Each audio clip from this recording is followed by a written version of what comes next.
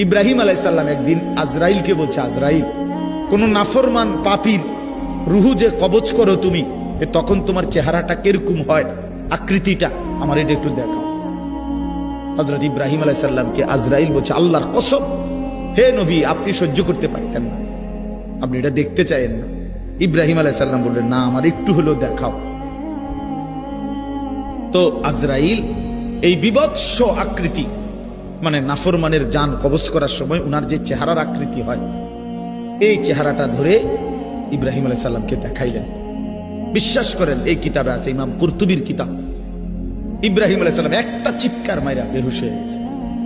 হুঁশ আসার পরে ইব্রাহিম আলাইহিস সালাম বললেন, আল্লাহর কসম, আয় আল্লাহ, মালিক আপনার কসম, কবরের আযাব, জাহান্নামের আযাব কোন নাফরমানের জন্য কিছুই লাগবে না, শুধু আজরাইলের এই ভয়ানক দৃশ্য জান কবজের সময় একবার দেখলেই তার সারা জিন্দেগীর নাফরমানির শাস্তির জন্য এটাই যথেষ্ট।